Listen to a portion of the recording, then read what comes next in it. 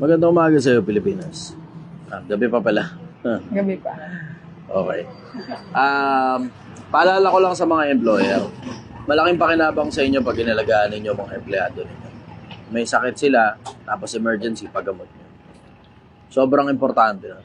Kasi makakalimutan nila yung maraming bagay tungkol sa nangyari sa buong maghapon, pero hindi nila makakalimutan na minsan panahon na problema sila, tapos nandun ka para sa kanila. Ngayon, ang magiging tanong dyan, ang pinaka-common na tanong, paano kami hindi mapapagsamantalahan ng mga siraulong empleyado? Kasi napakarami talaga siraulong empleyado.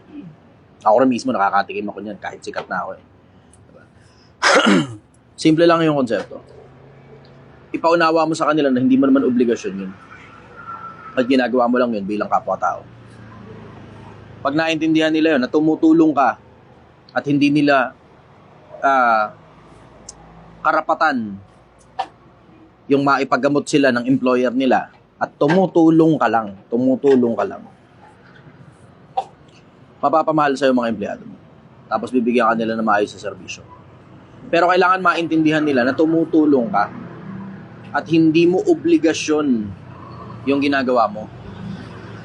Yung iba kasing mga employer, nasobrahan ka ng kabibigay, naging demanding na yung mga empleyado mo. Maraming mga empleyado ang demanding. Katataas na nga ng tingin nila sa sarili nila. Tapos wala kang kamalay-malay, susunod ng mga araw, pinagsasamantalahan ka na pala. Wala kang kamalay-malay, nagsasalita na pala na hindi maganda tungkol sa'yo kapag ka isang araw itinigil mo yung ginagawa mong pribilehiyo na hindi mo naman obligasyon. Mga employers, matuto kayo. Huwag kayo masyadong mangmang. Maraming mapagsamantalang tao. Pero kailangan nyong i-educate yung mga empleyado ninyo tungkol sa mga bagay na ginagawa ninyo na pabor para sa kanila. Pabor. Pero hindi nila tungkulin na kunin sa'yo. Hindi nila karapatan na kunin sa'yo. Pabor ang ginagawa mo. As much as yung mga empleyado mo nakikisama, ikaw din bilang employer, matuto ka rin makisama. Pero as much as ikaw bilang employer, marunong kang makisama sa mga empleyado mo, dapat turuan mo rin ang mga empleyado mo na matuto rin na makisama. Para harmonious yung relationship ninyo. Mutual kayong nakikinabang sa isa't isa at hindi isang panig lang yung nakikinabang tapos yung kabila walang pakinabang bukod sa perwisyo. Magandang gabi sa iyo, Pilipinas. Sige, let's go with questions. Ito sabi po ni Ivan Salcedo Basha, Sir Chi, pakwento nga ulit yung about sa kangkong noong bata ka. Oo. Sabi ni Uncle. Nakakamiss yun si Uncle. Ano yun? Yung kwento nung kangkong.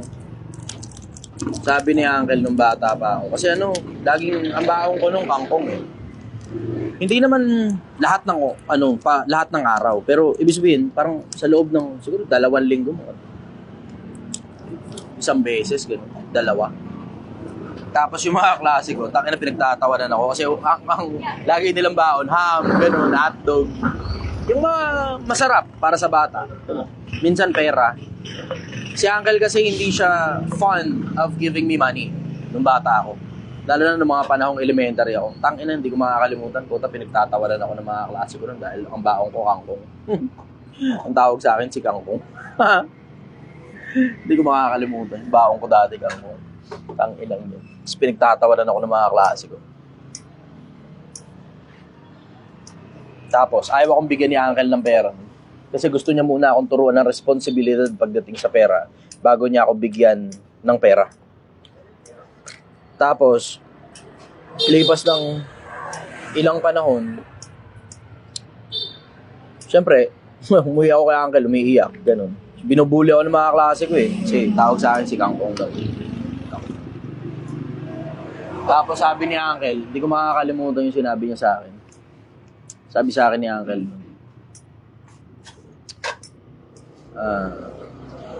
ngayon, may iyak ka. Ngayong panahon na binubuo natin yung pundasyon ng matibay na isip, matibay na puso, matibay na katawan.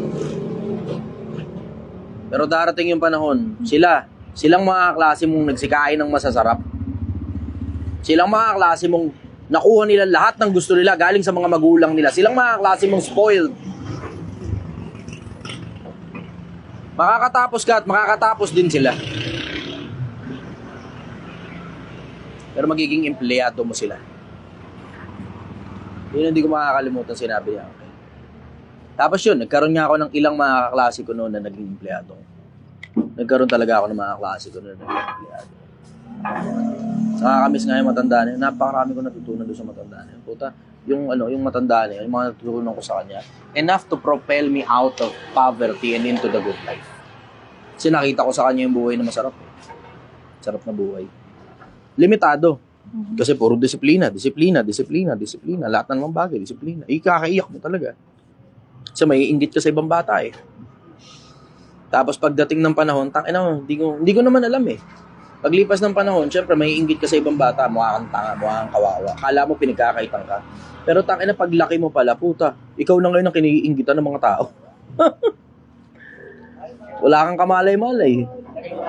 Siyempre, hindi mo naman alam yung bilang bata eh. Pero dahil siya yung matanda, tapos nakita na niya kung paano gumagana ang mundo, iiyak mo na lang kasi hindi mo pa naiintindihan. Pero pagdating ng panahon na ikaw naman ngayon, yung matanda, maintindihan mo, ang tibay pala ng putang inang pagpapalaki sa akin ng matanda na yun. Ang tibay ng upbringing sa akin.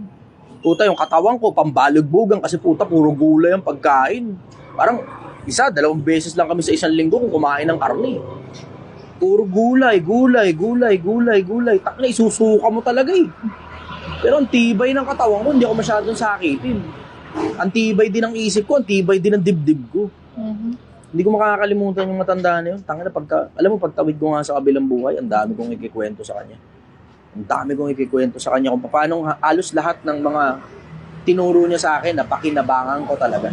Sobrang practical nung matanda na yun. Napakaswerte ko. Binili ako nung matanda na yun sa nanay ko. Kasi kung nagkataon na hindi ako binili nun sa nanay ko, nanay ko kasi mahirap eh.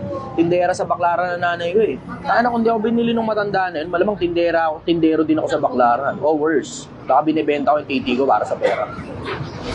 Yun ang malamang. Swerte ako dun sa matanda na yun. Sobrang swerte. Kahit inaasar ako nun ng mga klase ko na si Kangkong. Tangina, kasar namin sa akin nun, si Kangkong. Si Kangkong. Anyways, yun. Yun ang kwento nung Kangkong. Yun ang kwento nun. Ngayon, nare-realize ko na eh. Paglipas ng panahon, pagka tumanda ka, maintindihan mo kung bakit ginaganong ka ng magulang mo eh. Yung parang pakaramdam mo, tangina, inaapi ka, mukha kang tanga, mukha kang gago. Yung pala, puta, inihahanda ka para maging matibay ka paglaki mo. Lagi niya sinasabi sa akin yun. Binubuo natin yung pundasyon ng matibay na katawan. Matibay na puso, matibay na isip. Lagi niya sinasabi yun. Magtiwala ka lang. Yun ang lagi niya sinasabi. Magtiwala ka lang.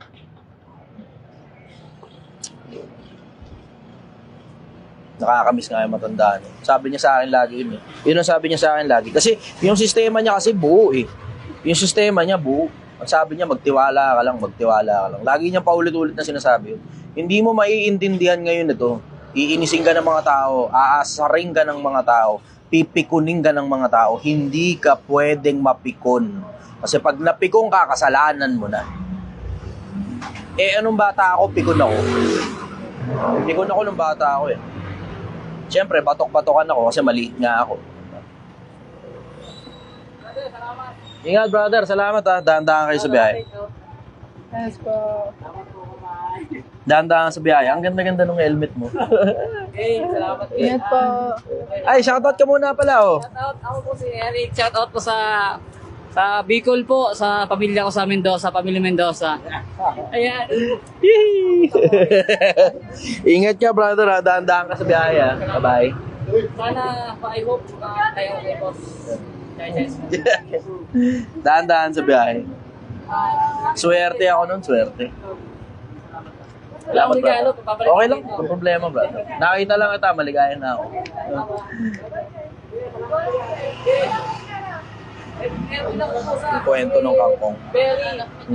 Kulay black. Sige, go, next question. Yeah, oh. Sa akin. Inangkin ko na yung pusa. Si Munggo. Inangkin ko na yung pusa. Salamat, brother ha. Ingat ka, dahan-dahan ka sa biyaya. Good night. Nakakatawa yun. Sumabay siya sa akin sa pagkain kanina, tapos ang dami niyang kwento. Tuwan-tuwa naman ako. Sige, go. Next question. Ito sir, ngayon po kasi, as of today, nanalo po si Donald Trump versus kay Kamala Harris. Expected ko na yan. Yeah, may nagtanong dito, Mark Tendon Casoko, one thing na positive effect sa Pilipinas ng pagkapanalo ni Trump. Hindi tayo lalamunin ng China. Fuck yes. Yes. Yes. Whew. Tang-ina, kabang-kaba ako dyan sa putang inang eleksyon sa Amerika na yan. Hayop na yan. Tang-ina. Sobra.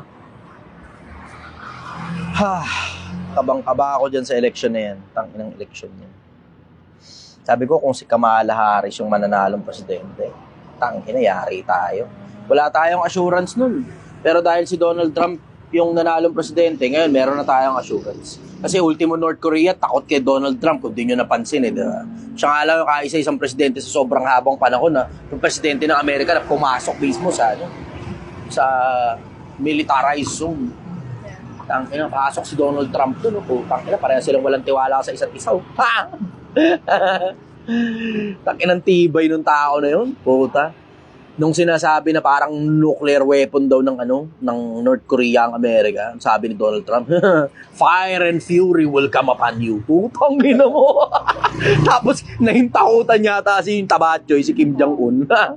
Tanginang yan. Sabi ngayon lang daw sila nakatsaba ng presidente, ganun magsalita. Gago ka. Paulan ng kayo dyan. Ilan daw sila nakatsamba ng ganung presidente, ganun daw magsalita. Tangina, good sa atin yun, di tayo lalamunin ng China. Matigas-tigas na kalaban si Donald Trump ng China. Totoo. Tangina, tibay nga ng mukha ni Donald Trump. Tinawag niyang China virus yung COVID. Sobrang Uy, huwag kami ingay, Gil. Iyayayarin tayo ng Facebook. Bawal. Yun, isa sa mga pinakamagaganda. Yun ay isa sa mga pinakamagaganda sa pagiging presidente ni Trump. Surefire tayo na hanggat nandyan si Trump, hindi tayo lalamunin ng China. Okay. Paul Q. Manlangit. Brother, good evening. Kamusta ka? Kagawad. Kagawad. Sabi ni brother, yung video natin, nalimutan mo na. Ako nga busy. Nakita mo naman na hospital si Gail kanina Ipit kami kanina. So, ipit din kami kagabi. Kasi masyadong maraming sinasagot ngayon. Ang dami nagme-message sa akin. Malapit na kasi ang panahon ng pangangampanya. Kaliwat kanan yung mga politikong nakikisuyo sa akin. Napakahirap namang napakahirap lahat na lang pagbigyan Pero lahat, bibigyan ko ng oras. Naipit nga lang talaga. Pasensya ka na. Mamaya gagawin ko ako bala sa'yo. Diego. Tanong po ito galing kay Ziner Nods. Boss, galing ako sa live stream ni Kuya Renan. Tatanong ko din sana yung natanong ko kay Kuya. Anong mapapayo mo sa mga tao may... Maingay. Hindi ko maririnig. Okay, go. Tuloy. Ayan. Anong mapapayo mo sa mga taong may critical thinking pero nahihiyang mag-voice out kasi ayaw nila makancel sila or ma-judge sila? Kung may critical thinking ka, kailangan ka ng mundo. Kaya nga ako lumitaw sa social media, hoping sana meron ako mapanood na iba naman. Takina, suya ako nung panahon ng pandemya. Yun yung isa sa mga kinasuya ako nung panahon ng pandemya sa social media. Puto, pagpunta mo ng TikTok, ang mga meron doon, tuwad, kalog-kalog, tuwad-tuwad. Ang inang yan. Pag pumunta ka naman sa Facebook, maya kaliwat ka na naman ng prank. Tapos sila lang din yung naglolokohan. Araw-araw nagpa-prankan, tapos araw-araw nagugulat pa rin sila. Alam mo, nagsisiarte na lang ang mga hindot burat ako Hindi ko matiis. Grabe, hindi ko matiis. Wala ka man lang matutunan. Yung kasi hinahabol ko I'm hoping sana dumating yung panahon sa Pilipinas na meron namang matututunan yung mga tao sa mga pinanonood nila. Naalala ko yung panahon ng sineskwela, matinik, nakakamiss yung mga panahon na ganun. Ngayon, puta, wala ka mapanood na matinuhado sa social media noong mga panahon ng pandemya. Lahat na lang, prank, lahat na lang, joke time, kalug-galog ng suso, tuwad-tuwad, pakita ka ng puki, tanginang yan, nakakasuya, sobra. Yung mga panahon ng pandemya. Kaya yun, labas ako ngayon sa social media, hoping sana may mga lumitaw na iba pang mga tao na mas, mas ahead kaysa sa akin. Kasi hindi naman ako nakatapos ng kolehiyo Hoping ako na sana yung mga nakatapos, yung mga PhD, yung mga doctorate, yung mga abogado, yung mga dapat nagsasalita sa social media Yung mga matataba utak, mga philosophy, diba? Yan yung mga dapat nagsasalita sa social media. Hindi naman dapat ako diba? Kaso, due to lack of options, kailangan ko patuloy magsalita sa social media, premature. Ang plano ko dapat, 40 anyos pa ako, kuha ko media team. Premature. Sabi ko, pwede na rin siguro. Okay, sige, napagtripan ng mga kabataan. O sige, let's go. Tuloy-tuloy na natin to. Tuloy-tuloy na natin to. Naging daan na rin para magbagong buhay ako. Naging daan na rin para magbagong buhay ako. Pero kung palagay mo, may critical thinking ka, natatakot ka ma-cancel, tangina. Isipin mo, puta, ang kinakatakot mo, worst case, na sa madalas na pagkakataon, hindi naman mangyayari sa'yo, maliban na lang siguro, makatulad ka ni Franklin Manyan, yung absurd yung mga claims. Diba? Huwag ka lang absurd mag-claims eh. Diba? Na puta, $1 million in 3 months. Sobra naman. Pag absurd ka talaga mag-claims, ganyan talaga mangyayari sa'yo, makaka-cancel ka talaga. Pero you have to consider na kailangan ka ng mundo kung hindi mo napapansin. Tignan mo social media, mag-scroll ka, tapos tignan mo, maintindihan mo, tangina, kailangan ng mundo yung maraming katulad niyan. Kailangan ka ng mundo, puta.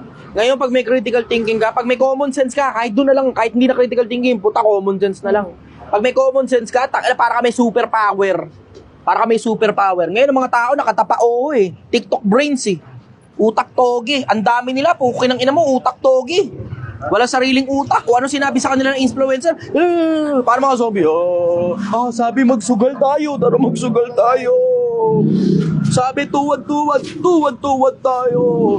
Yung idol ko kinakalog yung suso niya. Kalugin din natin ang suso natin. Putang ina mo, nakakasuya eh.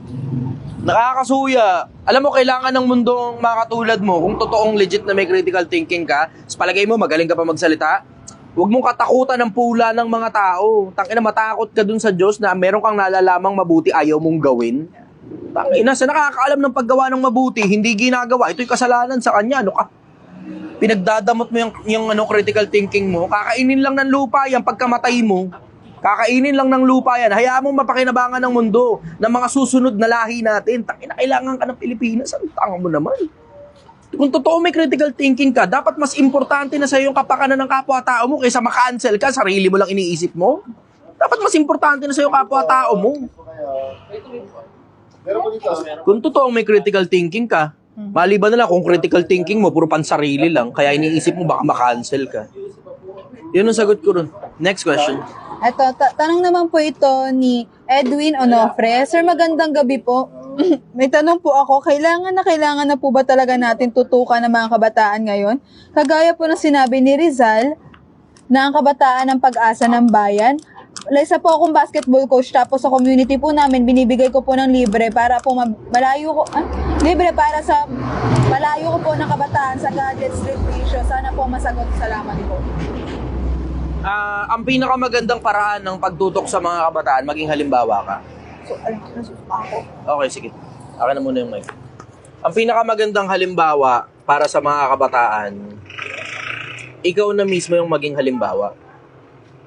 Ang pinakamagandang impluwensya, pagtutok, sabi mo, kailangan ba tutukan ng mga kabataan? Ang pinakamagandang pagtutok sa mga kabataan, ikaw mismo yung maging impluwensya ng mga kabataan. Kasi alam mo ang problema, kung di nyo napapansin, wala kang masundan yung mga kabataan eh.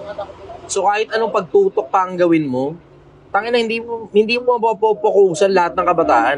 Kasi yung mga kabataan, sabog yung atensyon nila eh. Kung sino yung parang may pitik na makuha yung interest nila, doon sila sumusunod.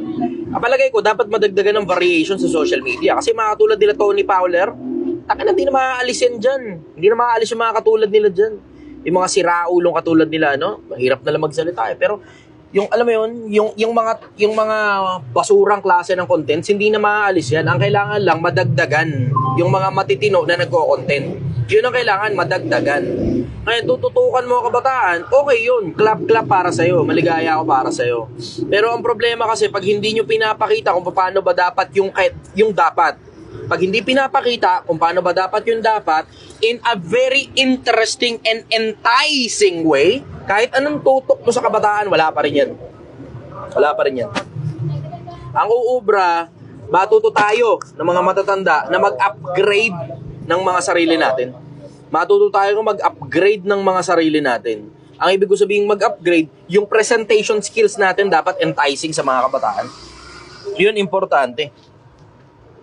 Kasi pansinin ninyo, pag hindi nyo nakuha atensyon ng kabataan, kahit anong galing mo pa, ayaw kang panoorin. Hindi mo nakuha atensyon eh.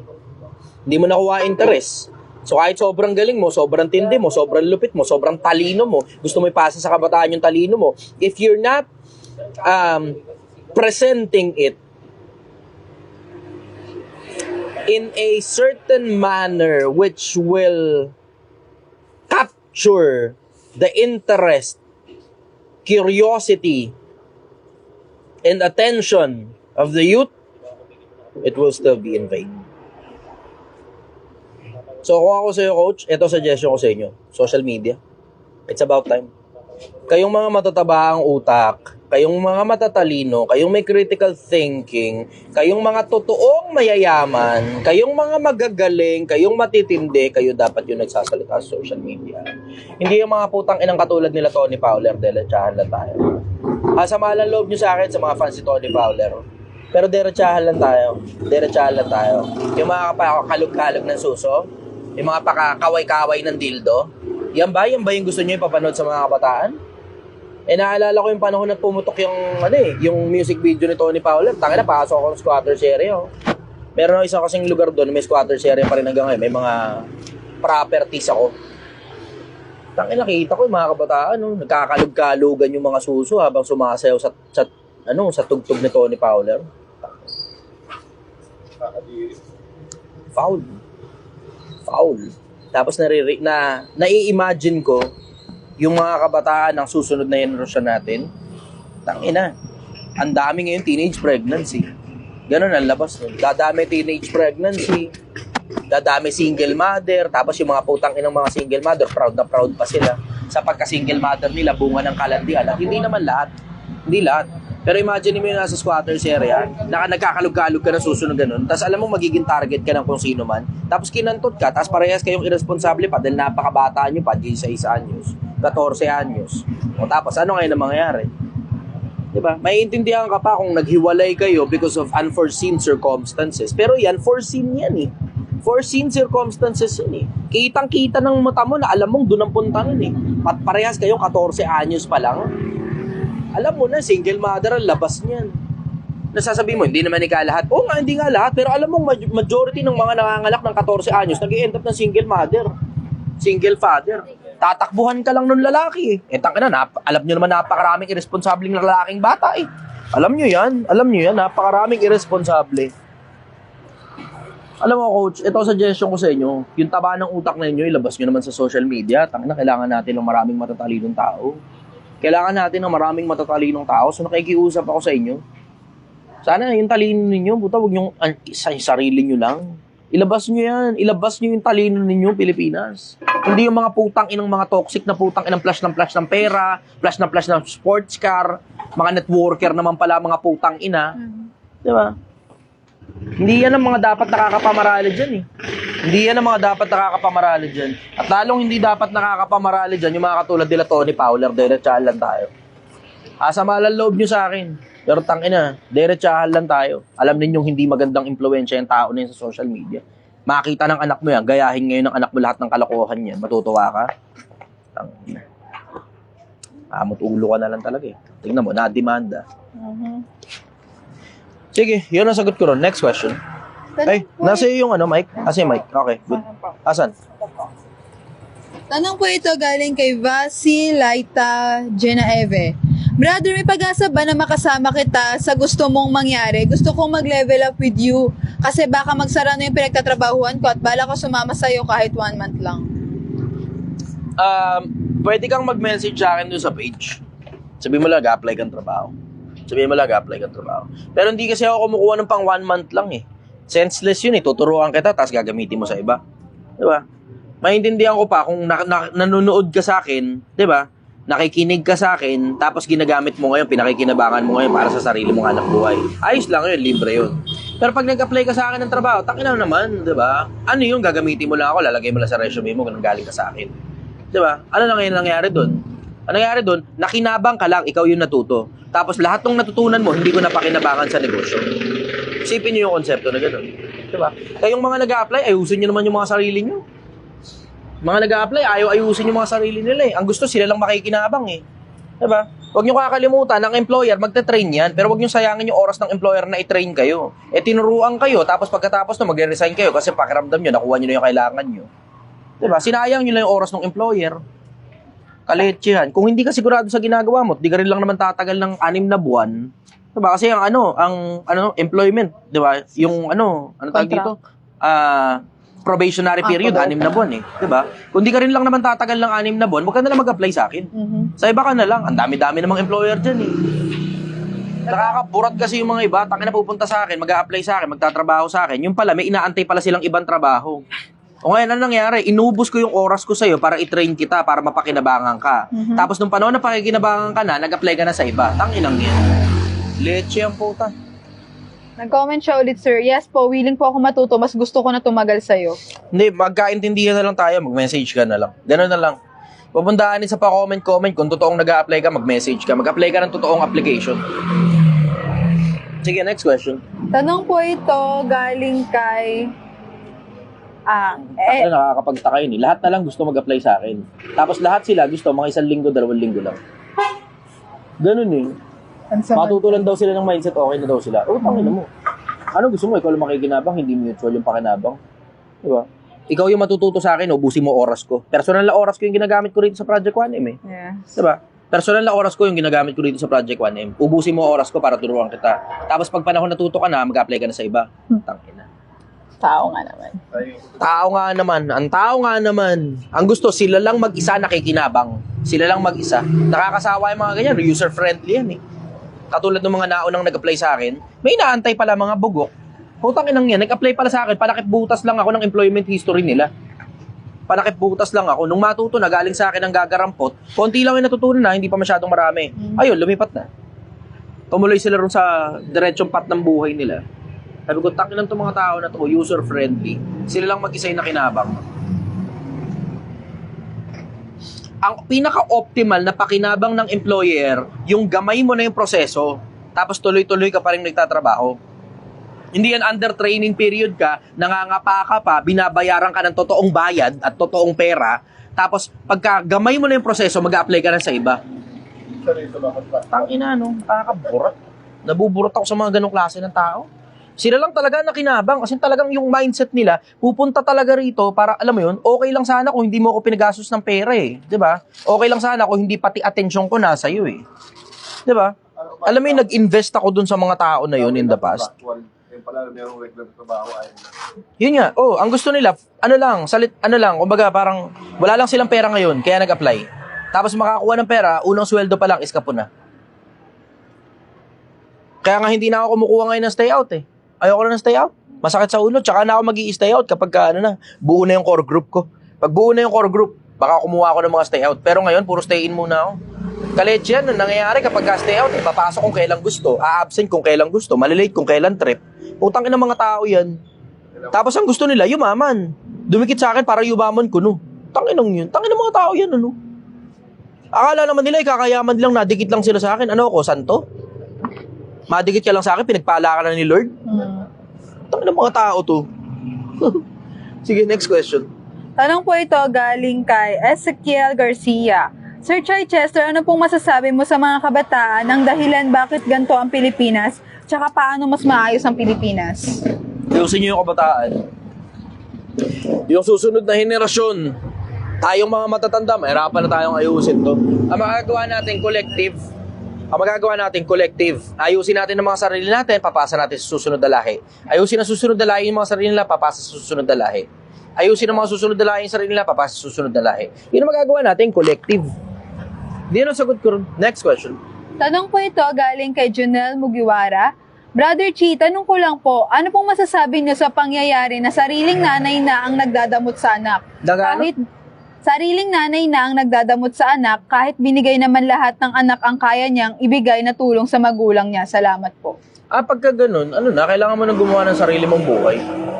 Kasi nanay mo nagdadamot sa'yo. Baka gusto ka na kasi niyan talagang turuan ng independency. May mga iba, nakala kasi nila, dapat saluhin sila ng nanay nila, every time lalagapak sila. Without considering na, kailangan saluhin mo rin naman yung sarili mo. Diba? Kailangan saluhin mo rin yung sarili mo. Gawin mo ng paraan yung sarili mong problema, puta. Hindi pa ba naman graduate yung magulang mo, puta, pinaaral ka na ng mahabang panahon, kahit sabi mo pang hindi ka nakatapos. Pinakain ka. Nagtrabaho para meron kang bubong sa ibabaw ng ulo mo, meron kang damit sa likod mo. Diba? Meron kayong kakainin na pagkain. Hindi pa ba naman graduate sa'yo? Kung gusto mo, kunin pa rin yung pinaghirapan ng nanay mo. Sobra ka naman. Mas malakas ka na kaysa sa nanay mo eh. Magtrabaho ka na. Katamad-tamad yun naman. Sige, next question. Tanong po ito galing kay Ardoria Joven. Anong mas maganda, Boss Chi? Practical o technical? Parehas. Ba't paghihiwalay nyo pa kung pwede naman magkasama? Yun ang sagot ko ron. Ang mga Pilipino napakahilig sa ganyan. Ano, diploma o diskarte? Ba't di pagsabayin mo na lang? Puso o isip? Ba't di pagsabayin mo na lang? Technical o bla bla? Ba't di pagsabayin mo na lang? Diba? Mas malayo mararating mo pag pinagsabay mo yung dalawa. Hindi ko maintindihan doon sa iba, ba't pinaghihiwalay pa? Ako, palagay ko, yung mga taong pinaghihiwalay yung mga yan, katulad ng diploma o diskarte, interesado sila sa pera mo. Kaya yung mga taong puta, sila mismo yung nagpo-promote na paghiwa-hiwalay nyo yung mga yan, na dapat naman talaga magkakasama at alam mong malayo mararating mo pag magkakasama yung mga yan.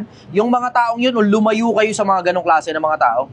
Lumayo kayo sa mga ganong klase ng mga taong interesado yun sa pera ninyo. Diploma o diskarte? Dumiskarte ka na lang, huwag ka na kumuha ng diploma. Tatanong mo, bakit? Pag tinanong mo kung bakit, putang ina, may ini-endorso palang kurso. Putang ina mga tao yan. May ini-endorso palang networking. Kinong ina mga taon to? Basura ng lipunan ng puta. Gumagawa kayo ng sobrang daming out of school youth sa ginagawa ninyo. Gumagawa kayo ng sobrang daming out of school youth sa ginagawa ninyo. Di bale sana kung yung mga anak ninyo mabibiktima eh. Tangina nyo, nang bibiktima kayo ng anak ng iba eh. Dapat alam mo, may kaso sa ganyan eh. Dapat pasok nga yan sa corruption of minor eh. Alam mo, diretso, dapat pasok yan sa corruption of minor. Pag ang minor, kinumbinsi mo para yung tuition fee, ibigay na lang sa'yo, dapat kasuhan ka. Dapat kang makulong. Corruption of minor ang ginagawa mo. Kinukurap mo yung utak ng bata para wag nang mag-aral eh. Tapos yung buong buhay ngayon ng bata, puta, yun ngayon. Tangina, kawawa naman yung bata na yun. Buong buhay ng bata, sira na. Tamo? Eh, masahol pa yan doon sa may ginawa kang kahalayan sa bata eh. Masahol pa yan doon. At least yun, puta, baka mag-strive pa na gumawa ng matino yung bata. Pero yung mga ganyan, takina, ninakawa mo ng kinabukasan yung bata, kinumbinsi mo, wag nang mag-aral eh. Kinumbinsi mo maging bobo yung bata. Kinumbinsi mong maging bobo. Hindi lang sa katawan, yung atraso mo. Ang atraso mo sa utak ng mismong tao. Isipin mo, lalaki ngayon yung tao na yan, na nasa isip niya, puro diskarte na lang. Tapos makikita niya sa paligid, ano-ano mga diskarte na available dito? Wala, gagarampot. Para mabayaran ka kasi ng mahal, kailangan mo kasi expertise. Ang expertise, sa madalas na pagkakataon, hindi sa lahat ng pagkakataon. Sa madalas na pagkakataon, makukuha mo yun sa diploma. Expertise. Katibayan na meron kang eksperto ka sa kung ano man. Kung doktor ka, tignan mo, may diploma ka ng pagka-doktor, may lisensya pa nga eh. Tapos kukumbinsin mo, wag na kumuha ng diploma, dumiskarte na lang. Ano ngayon ang diskarte makukuha niyan? Tangina, construction worker, edit ng video. Yun ang karamihan eh, edit ng video. Yun na mismo yung diskarte nila without considering na puta, darating na ngayon ng AI. Tapos pag ang AI na bumira ng edit ng video, puta, baka mas skilled pa sa'yo yung editor ng AI. Konting bayad lang. Mas mahal pa nga yung totoong tao kaysa sa AI eh. Mas mahal pa yung totoong tao kaysa sa AI. Alam mo, Pilipinas, matuto ka. Wala pa rin talagang tatalo sa matabang utak. Kung kailangan papiliin ka ng dalawa, pagsabayin mo na lang. Ulitin ko, pagsabayin nyo na lang. Sige, next question. Tanong po ito galing kay Justin Blake Adriado. Boss Chi, isa po akong manager ngayon, kaso meron akong katrabaho na mas mababa sa akin, ay nagpipiling mas mataas siya sa akin at ayaw kasing tanggalin ng senior supervisor namin kasi nga po ang hirap pumanap ng kapalit. Ano pong dapat kong gawin dito kasi naiinis at napipi ko na rin po ako sa kanya. Feeling niya po kasi siya tagapagmana ng kumpanya. Laglag mo. Lahat ng pagkakamali niya, sumbong mo. Diyan mo na mapapakinabangan yung pagiging sip-sip. Manager ka ngayon, yung position mo, mapapakinabangan mo para ilaglag yung tao na yan eh. Yan mismong position mo, mapapakinabangan para ilaglag yung tao na yan. Lahat ng pagkakamaling ginawa niya, sumbong mo. Sumbong mo lang na sumbong hanggang sa marindi sa kanya yung kung sino mang nasa ibabaw. Tapos tignan mo, eventually, paglipas ng panahon, mapopersuade mo yung tanggalin yan. Maging magaling kayo sa power, Pilipinas. Maging magaling kayo sa konsepto ng kapangyarihan. Yung kapangyarihan, pag hindi ikaw ang nasa pinakaibabaw, dapat ikaw ang pinakapaborito ng nasa ibabaw. Never outshine your master. Law number 148, laws of power. Always make your master feel comfortable about his power. Huwag kang masyadong maglalabas ng mga skills mo. Baka ma-intimidate yung nasa ibabaw. Pero at all times, pakinabangan mo yung nasa ibabaw. Keep them dependent on you. 48 laws of power din yun. Keep people dependent on you. Kapag ka ang boss mo, dependiente na sa'yo wala siyang choice kundi pakinggan lahat ng mga suggestion mo. Kaya mong ilaglag yan, bro. Kaya mong ipatanggal yan. It will take some time. It will take some time. Matatagalan. Pero kakayanin mo yan. You have two options. Ang option number 1, syempre, pakisabahan mo. Para ngayon, yung mismong taong kinaiinisan mo, sumusunod na sa'yo. Tapos kaalyado mo. Mas malaki pakinabang sa'yo nun. Pero kung talagang ayaw talaga makipag-alyansa sa'yo, laglag mo na, bro. Lahat ng pagkakamali niya, sumbong mo sa nasa ibabaw. Matuto kayo sumipsip sa nasa ibabaw. Puta, ang daming pabor. Pagka paborito ka, pag ikaw ang pinaka-paboritong tao ng nasa ibabaw, napakaraming pabor ang makukuha mo. Minsan nga, kahit against company policy na eh. Yung iba, against company policy, napapagbigyan pa eh. Sumobra ka na sa late, sumobra ka na sa absences, against company policy na yun. Pero dahil ikaw ang pinaka-paborito, hindi ka mailaglag. O tignan mo ngayon, yung kung sino man yun, sip-sip, tignan mo, siya yung hindi mailaglag. Ikaw na ngayon na naiinis. See? Ikaw na naiinis. Hindi mailaglag. Bakit? Kasi dependiente na sa kanya mga tao. Sinasabi na ngayon, ang hirap, yun mismo pinakabala niya. Yun mismo yung sinasabi ko sa 48 Laws of Power. Yung mismong keep people dependent on you, yun na mismo ang pinakabala niya. Dependiente sa kanya yung senior supervisor na binabanggit mo. Kaya hindi siya matanggal. Nakadepende yung senior supervisor sa kanya eh. Hindi mabuhay yung senior supervisor. Yung trabaho niya, di niya kayang gawin pag wala yung tao na yun. O, see? Ikaw ngayon na 48 Laws of Power. Kaya nga sabi ko sa inyo, matuto kayo eh. Tinuturuan ko na nga kayo, libre eh. Sige, next question. Tanong po ito galing kay Hanso Ameno Patiño. Ayun. Tanong niya po, Susunod ko na mapapanaginipan niya. Si Hanso Ameno Patiño. Puta, araw-araw na lang naririnig ko yung pangalan eh. ito ako nagtataka na rin ako sa middle initial ko din, Patiño Subo. Tanong niya po, brother, naniniwala ka ba na when there is good taste, the expensive does not attract attention?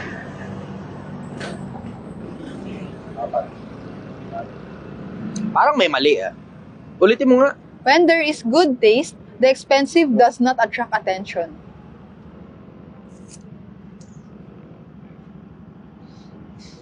Slightly yes, slightly no. Ang sagot ko dun. Slightly yes, slightly no. Kasi minsan, yung good taste, nasa presyo yan eh. Minsan naman, nasa Baguio. Sa mga taga Baguio. Alam nila yun eh.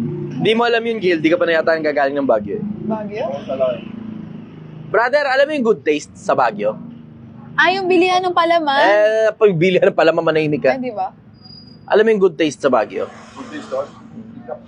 Hindi mo napuntahan, pinakasikat na restaurant yun dun. Oh. Pinakasikat na restaurant yun. Lahat. Sobrang sarap, lahat din mura. Sobrang haba ng menu nila. Tas lahat ng gulay sa kanila din galing, kaya sobrang mura. Good taste. Alam niyo yan mga audience, tanong niyo sa kanila. Alam niyo yung good taste sa Baguio? Slightly yes, slightly no ang sagot ko ron. Ang dahilan kasi, minsan yung good taste nasa presyo eh. Quality. Pero minsan, hindi naman sa quality, hindi naman sa presyo. Minsan merong mura. Parang katulad sa akin, I enjoy the best of both worlds. Nag-enjoy ako sa magkabilang panig ng lipunan na nasa 5-star restaurant ako. Pero na-enjoy ko rin naman, nasa tabi ako ng kalsada.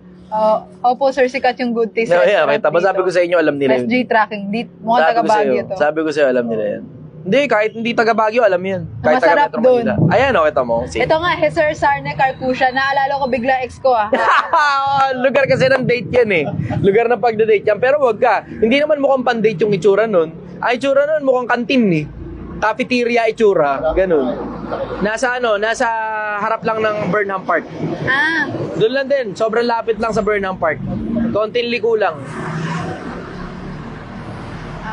Good Shepherd daw yung sinasabi ko, sabi dito. Yung Good Shepherd yung sinasabi ko. Good Shepherd nga yung sinasabi mo. Pero yung good taste, yung kainan yun. Parang masarap cafeteria. nga doon. Haba lagi ng pila ron. Napakahaba lagi ng pila ron. Lalo na December. Napakahaba ng pila. Masarap daw chicken buffalo. Lahat masarap doon. Lahat.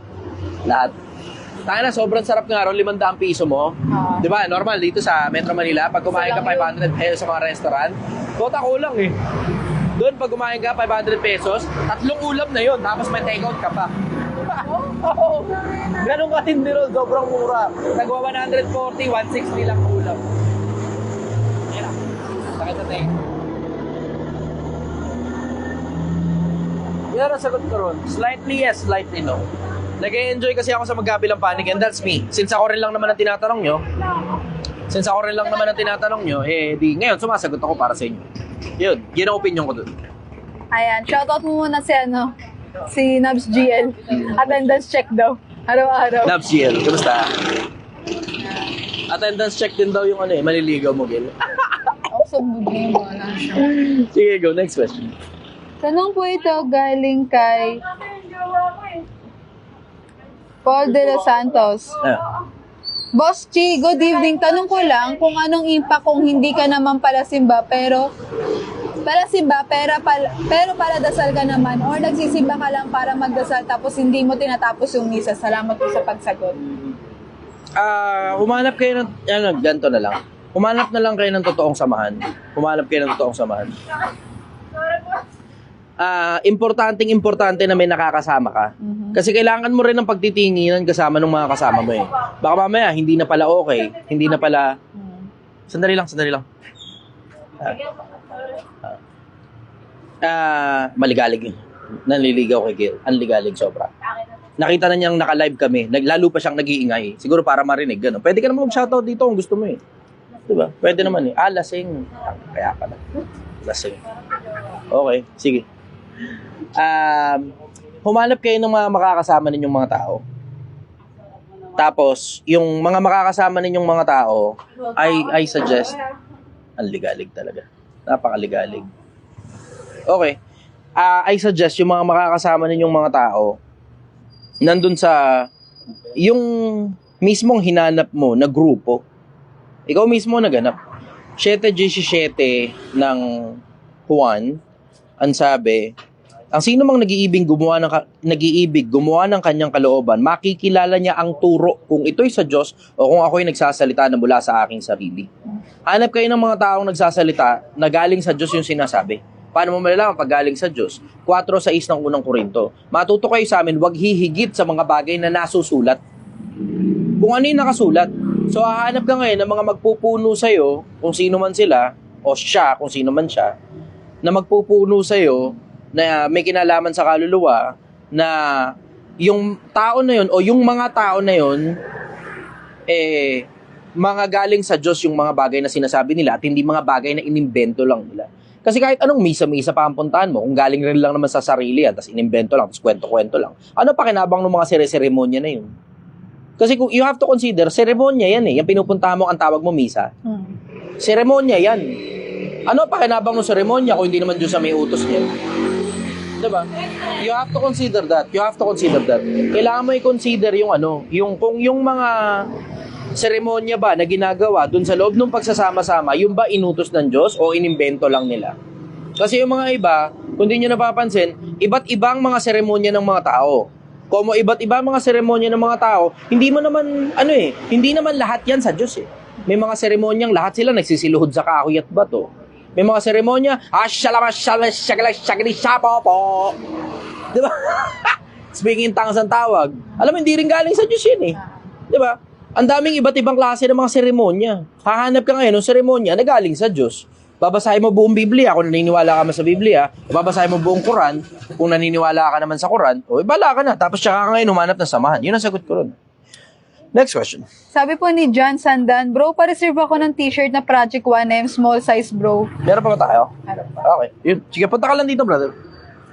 Punta ka lang dito. Sige, go next question. Ayan, tanong naman po ito galing kay Jensen Baduria. Idol, may bala ka ba bang ituloy ang kolehiyo mo, yung engineering course mo?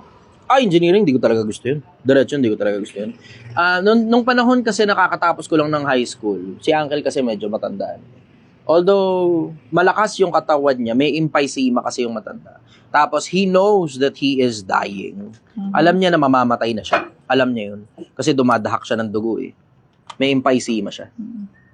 Tapos na ako ng high school. Tapos tinanong ako nung matanda. Sabi sa akin ni Uncle, ano ba gusto mo sa kolehiyo? Ang sagot ko, sabi ko gusto ko either mag-abogado kasi magaling ako sa debate o mag-doktor kasi mahilig ako sa katawan ng tao. Anatomy in general. Tinanong ako ng matanda, sigurado ka ba? Kasi wala naman tayong problema sa pera. Pero napakahabang panahon nun, baka maabutan ka ng kamatayan ko. Practical yung matanda. Siya na mismo nagsasabing mamamatay na siya. Ngayon, ang sagot ko, kung sigurado ba ako, sabi niya sa akin, sigurado ako ba sa ginagawa mo? Sabi ko, hindi. Hindi. Sabi niya, sige, pumili ka na lang ng kahit na anong kurso na matatapos mo agad-agad. Sabi niya. Pero bilisan mo. Tapusin mo agad. Hindi ko nga makakalimutan yung matanda niya. Tapos, sumama ako sa isang kaibigan ko noon sa RTU. Tapos, medyo late na ng bahagya. Late na ako nag-enroll nun eh. Nakapasok ako dun sa choir kasi marunong akong kumanta. Ayoko naman sabihin magaling, pero marunong akong kumanta. Kung nakapasok ako dun sa choir, yung mismong maestro dun sa choir ang nangulit na dun na lang daw ako mag-aral ng kolehiyo. Ngayon, syempre, due to lack of options, kasi, totoo, di ko naman talaga gusto mag-kolehiyo nun eh. Hindi ko talaga gusto mag-aral ng mga panahon na yun. Yung alam mo yung mahilig ako mag-aral tungkol sa maraming bagay ng buhay, pero not necessarily college. Kasi di ko talaga alam kung gagawin ko sa buhay ko noon, mga panahon na yun, high school ako. Hindi ko alam kung gagawin ko sa buhay noon, basta gusto ko lang matapos yung high school. Kung makakapag-college man, gusto ko lang tapusin, tapos bahala na. Ganun ang buhay ko noon eh. Siyempre, mayaman si Uncle eh. May pera si Uncle eh, mga panahon na yun. Tapos, sama ako sa tropa, pasok ng choir sa RTU. Tapos, nung nakapasok na ako sa choir, kanta-kanta, gano'n, kanta-kanta. Marunong ako eh.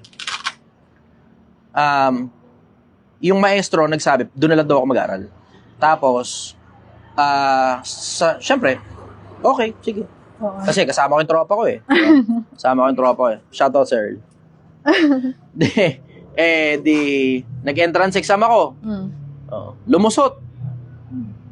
Syempre, may konting taba naman ako ng utak, takinan nyo. Lumusot. Tapos, nung lumusot, dahil nga late na nga akong nag-enroll, punuan na halos lahat ng course. Tapos, ang available na lang nung, kung di ako nagkakamali, eduk at saka engineering. Ba't Tapos ka sa engineering, engineering technology pa yung available. Electrical engineering technology. So, electrical engineering technology. Hindi ako nag-eduk kasi nakalimutan ko na ba't hindi ako nag-eduk nun eh. Kasi yung kasama ko nun, eduk siya eh. Kung di ako nagkakamali, siguro dahil mababa yata yung grade ko nun sa entrance exam, hindi lumusot. Hindi ko na maalala eh. Nakalimutan ko na kung ano dahilan ba't di ako nakapag-eduk eh. Pero supposed to be, dapat magkasama kami ng tropa na yun eh. Tapos, nakalusot ako sa engineering, Electrical Engineering Technology, EET. Electrical Engineering Technology. 4 years lang yun, sir? 3 years. 3 years 3 years lang? 3 years lang yun. Tapos first sem, tangina namatay si Uncle. Pagkatapos ng first sem. First year, first sem. Puta, hindi ko na-expect yun. Nahulog sa hagdan. Putang inang yan. Hindi siya namatay sa sakit eh. Namatay sa aksidente, nahulog sa hagdan. Tangina. Gumuho yung mundo ko nun. Yung kaisa-isang kakampi ko sa buong mundo. Putang ina, wala na. Hindi ko na itutuloy yung kolehiyo ko. Yung engineering. Hindi na ako interesado sa engineering eh. Baka siguro pagkatapos ng project 1 magkolehiyo uli ako. Pero either, kino-consider ko na ngayon dalawa. Either abugas siya o Doktor. Yan ang psychology. Psychology. Pero looking into what is happening around me, parang hindi na ako interesado mag-abugas siya masyado. Dati interesado ako. Ang totoo, sinabi ko nga kay Attorney Ace yun eh. Tapos, Attorney Ace naman, generous enough para isama ako sa loob ng courthouse. Makita ko mismo yung pakbakan sa loob ng courthouse. Tapos na-realize ko, pang matataba ang utak. Pero boring. Hindi ko ine-expect kasi ang ine-expect ko para katulad sa movie na nagsisigawan eh. Diba? Emotional. Hindi, doon logical lang. Tapos lahat sila level-headed. Tapos walang action. Ayaw mo na ganun, sir? Yung tabaan ng utak, interesado ako. Debate, interesado ako. Pero, walang emosyon eh. Wala eh. Alam mo, nag-i-enjoy din kasi ako sa emotions eh. Na as much as I have control over my emotions, nag-i-enjoy din ako na palabasin yung emotions ko every now and then, lalo na pag panahon ng debate. Baka psych na lang. Pag-aralan ko, behavior ng mga tao in general. Ba't hindi ka mag-doctor? Tsaka ako na po problemahin yun. Ngayon, dito muna ako. Project 1M muna tayo. Turuan muna natin mga tao kung paano kumita ng pera. 1 million. Personal question. Anong mapapayo mo sa mga kabataang na gusto nilang maging Hindi naman attorney? personal question yun eh. Ako. Okay. Sige. Para sa Personal sarili to. mo. Okay, sige.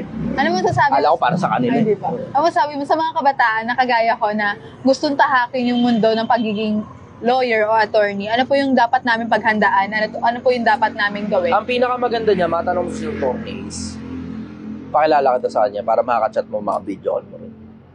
Kasi kung ako magsasalita sa'yo, I am coming from the perspective na alam ko lang. Meron lang akong konting ideya kung ano abugas siya. Konti lang. Kasi kahit paano nabasa ko naman Constitution Nabasa ko rin yung Civil Code. Hindi nga lang ako masyadong sobrang galing. Kasi obviously, hindi naman yun ang mastery ko, diba? Pero kung si attorney isang makakausap ko ron, yun. Pagka minsan nag-meeting, hindi, pupunta dito yun. As soon as kaya na nating magbukas ng medyo maaga-aga bago magdilim, makakarating na yun dito. Makakarating na dito si attorney Ace. So pagka, siguro alas 3, ganun, ang opening natin, basta nakakapag-open na tayo ng alas 3 ng hapon, makakapunta na rito si attorney Ace. Tapos tsaka ngayon siya interviewin mo. Ito, common question to sa mga attorney. Kukunin mo ba yung kaso ng may mabibigat na kaso katulad ng murder, homicide, rape, drug dealing, whatsoever and ever? Kukunin mo pa rin yung kaso na yun para ipagtanggol sila at hindi sila makulong? Idedepende ko siguro sa sa moral ko. Kasi may mga tao, ito sigurado ko, may mga tao kasi na pinagbibintangan. Kasi ako rin minsan panahon na pagbintangan ng maraming iba't ibang mga bagay. Katulad ng bintang na sa akin na sobrang daming tao dati, scripted daw ako. Diba? Buti na nga lang kamo, hindi krimen yun. Kasi kung nagkataon na krimen pala yung pagiging scripted, sobrang dami sumisigaw sa akin scripted ako dati. Tangina, malamang nakulong na ako. Diba? Isipin mo yun. Puta, sigaw ng mga tao dati, scripted daw ako. Ngayon, asa na kayo ngayon? Kayong magsisipagsabing scripted ang Chichester, asa na kayo ngayon? Diba? Delaglag ngayon ang toka nyo. Pero may mga ganun kasi yung, alam mo yung minsan onset pa lang, alam mo na kagad kung ginawa niya ba o hindi. Tapos, pag tinanong mo diretso, ginawa mo ba o hindi, sasabihin naman nila kung ginawa nila o hindi. Kasi mapapagkatiwalaan ka naman kasi ikaw yung abogado ng tao. Diba? So ngayon, you get to choose kung tatanggapin mo ba yung kaso o hindi. Siyempre, titignan mo yung surrounding circumstances, diba? Kasi merong iba dyan, crime of passion, napatay niya yung tao kasi nakapatong sa asawa niya. Hindi mo ba ipagtatanggol yun? Diba? Something to that effect. Ganun yung konsepto. Na, alam mo yun, minsan bugso lang ng damdamin na dala. May mga ganun Pero may mga iba naman, premeditated, katulad ng murder. Meron namang iba, reckless imprudence, resulting to homicide o damage of property. Pero alam mo naman na hindi nga premeditated. Pero alam mo rin irresponsible yung tao. Kasi, meron ng mga kaso in the past, tapos ang involvement drunk driving. So alam mo na, regular niya na talagang ginagawa drunk driving. Pagka ganun, di ko nakawakan niya, pasensya na kayo. Diba? Kahit pa kaya ko ipanalo yan, pasensya na. Ganun ko siya tinitignan. Next question. Marami nagtatampo pag di nababasa yung question nila. Okay. Eto, tanong naman po ito galing kay Jayco Quijano. Brother Chi, sa tingin mo ba dapat na bang pairalin yung one-child policy dahil sa overpopulated ng mundo tapos hindi na rin mapigilan ng climate change? Palagay ko sa ibang mga bansa, pero hindi sa lahat ng bansa sa mundo. Ang dahilan kasi may mga katulad ng New Zealand, katulad ng Canada, katulad ng Australia, katulad ng Japan. Kung di nyo napapansin, yung mga bansang mauunlad, kumukonti ang bata. Halos ayaw na nila mag-anak. Kasi masyadong masarap ang buhay na walang anak Diba mo, katulad nga sa akin. Diba? Wala pa akong anak, wala pa akong asawa. Meron ako kasintahan, matagal na kami. Shoutout, mahal na mahal kita. Para lang alam mo. Kasi baka nanonood siya kayo. Ay, kita tayo mamaya. Okay. May mga bansa kasi na maunlad na kumukonti ang bata sa mga lugar na mauunlad Sa mga lugar naman na naghihirap, katulad ng India, katulad ng ibang parte ng Pilipinas, kung mapapansin mo, ang mga bata dumadami. So, palagay ko, merong mga bansa na dapat ipatupad yung one-child policy. May mga bansa naman, hindi dapat. Kasi yung iba nga, katulad ng Canada, nakikisuyo na nga sila, baka pwedeng pumunta sa kanila mga taong may skills Ganon din ang Australia. nakikisuyo sila, baka pwede pumunta sa kanila mga tao may skills kasi nangungunti na nga tao sa kanila eh. Ang New Zealand, ganun din. Kaya tanggap sila ng tao, residency galing sa iba't ibang mga bansa eh. As long as magiging asset ka ng society nila. Pero pag magiging liability ka, wag na lang. Eh, tignan mo, sila nga hindi nila tinatanggap ang mga liability. Tayo naman, tanggap ng mga linta sa pamilya natin. Tangin lang yan. Sige, next question. Tanong naman po ito. Sabi dito ni Marco H. Panelo, daming mamabata sa gumagawa, palpak naman yung batas. Oo nga eh. Palagay ko hindi yung batas yung palpak. Palagay ko yung enforcement nung batas yung palpak. Enforcement, yun ang may diferensya. Hindi napapatupad yung mga batas. Ang dami ng batas eh. Sobrang dami ng batas eh. Sobrang dami ng batas, puta, hindi na natin malaman kung ano ba yung mga batas eh. Sobrang dami na ng batas tapos hindi naman napapatupad ng maayos. Yung enforcement ang problema. Yung enforcement. Tignan mo, sa madaling araw, ang daming aksidente. Bakit ang daming aksidente sa madaling araw? Kasi nga, ang daming drunk driver sa madaling araw. Tapos ang dami ring counterflowing. Tapos ang dami ring beating the red light sa madaling araw. Yung enforcement ang problema. Doon nagkakaproblema sa enforcement ng batas. Pero yung dami ng batas, sobrang dami ng batas eh. Gawa pa rin nga ng gawa, tuloy-tuloy pa rin eh. Sige, next question. Tanong naman po ito galing kay PJ. Tol, anong masasabi mo sa mga babae ni Bugoy na kokey? Mukha bang babae yun sa'yo? Hindi ko gustong atakihin yung mga babae. Wala naman sila atras sa akin. At saka wala rin naman sila pinapangaral sa internet parang katulad nung kay Bugoy. Ang inaatake ko lang, si Bugoy mismo, yung mga sinabi niya, specific dun sa mga sinabi niya. Doon lang ako nagfo-focus. Ayokong atakihin na, yung iba, inaatake, panadera daw yun. Kinuha mo daw sa panadera. Sobra naman itong mga tao. No? Hindi ako interesado ng atakihin yung mga yun. Doon lang ako nagfo-focus lang ako sa mismo sinabi niya tungkol sa Diyos. Yung pinapangaral niya kasi tungkol sa Diyos, straight out, nakaka-impyerno yun eh. Nakaka-impyerno yung mga pinagtuturo niya sa mga tao. Imagine mo, may papaniwala kang tao. Lalo pa, ang malala niyan, yung market niya, puro bata. Meron kaninang isang page ng 2 joints na kinumentang ko eh. Ewan ko lang kung lalabas sa notification ninyo. Pero Project 1M na page yung ginamit ko ron. Ang sabi, parang merong nambash dun sa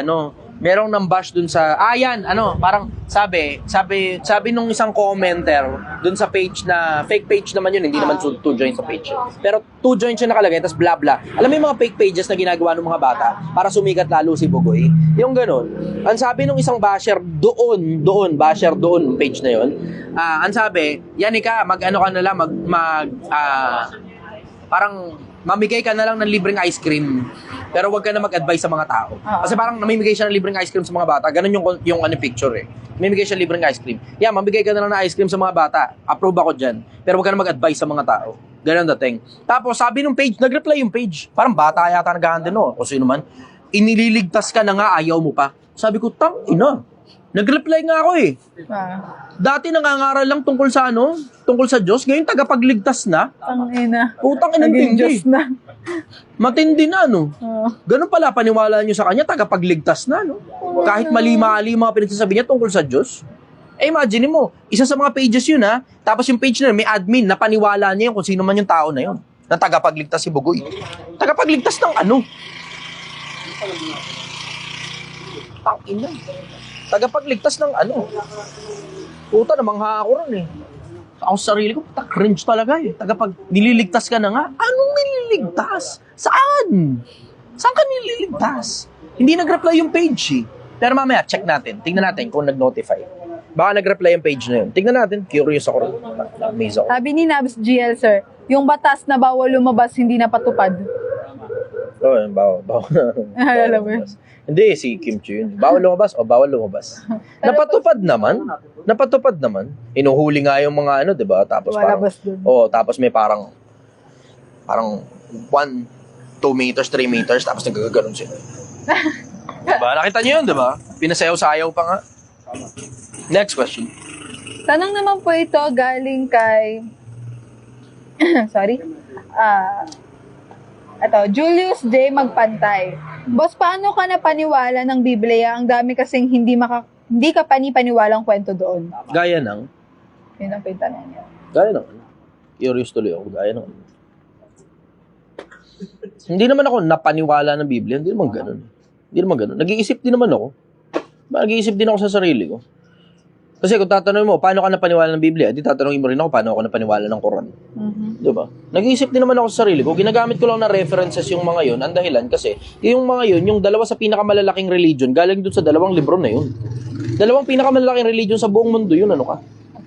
Eh, you have to consider that kasi sobrang daming taong naniniwala ron eh. Di ba? You have to consider that as well.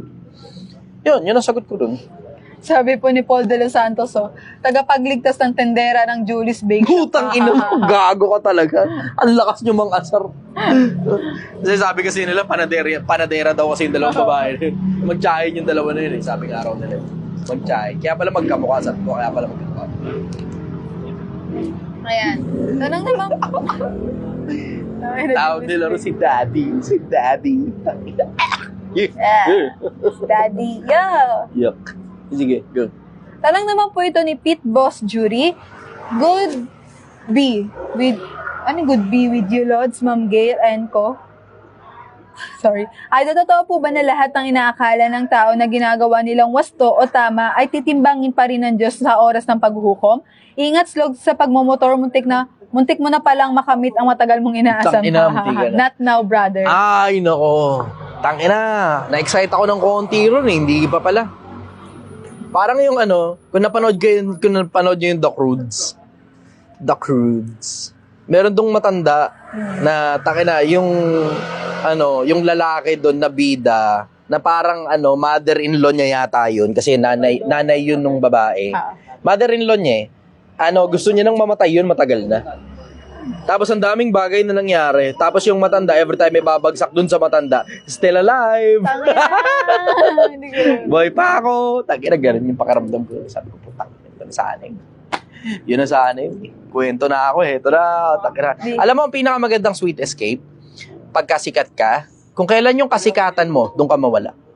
Parang si Elvis Presley. Tapos mananatili na yun. Immortalize ka na, no? May immortalize ka na. Isipin mo yung konsepto ng Project 1M. Hindi pa tayo nangangalahati, tapos biglang namatay ngayon yung gumagawa ng Project 1M. Tangina. Isipin mo ngayon kung gaano karami yung sasabay doon sa Project 1M. Isipin mo kung gaano karami yung sasabay sa Project 1M. Tapos dyan na ngayon, lahat ng mga live na videos ko, icha-chop-chop ng mga tao, sasabog sa buong internet yan. Sa loob ng 1 o 2 buwan, puro ako laman ng newsfeed ng mga tao. Puro ako laman ng newsfeed ng mga tao sa loob ng 2 buwan. Ganun na mangyayari dyan. Tangina, RIP Chichester kayong lahat. Punta na lang kayo sa burol ko. Sayang. Yun na sa It's not your time, naputulan ng 2 breaks, oh. Tanginang yan. Nagulat ako pag ganun ko nung kanan, break yun para dun sa harap, eh. Sumirit yung brake fluid. Nakita nyo nga yan, binidyoan ko pa yun, nandun sa kahon eh, diba? Sumirit yung brake fluid. Pag sirit na ganyan, nawala yung preno. So, syempre, kapit ngayon ako sa kaliwa. Pag kapit ko sa kaliwa, naputol naman yung kaliwa.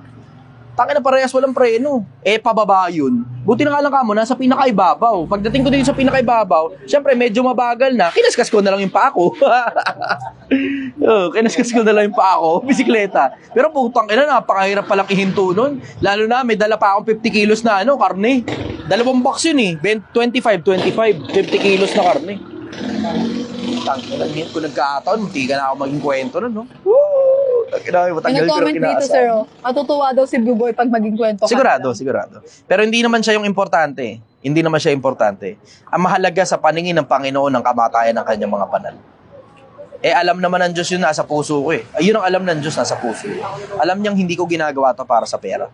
Alam niya rin hindi ko ginagawa to para sumikat. Alam niya rin hindi ko ginagawa to para sa kapangyarihan. Ang daming nga nangungulit sa akin. Kung alam niyo lang, ang daming politiko nangungulit sa akin, kumandidato.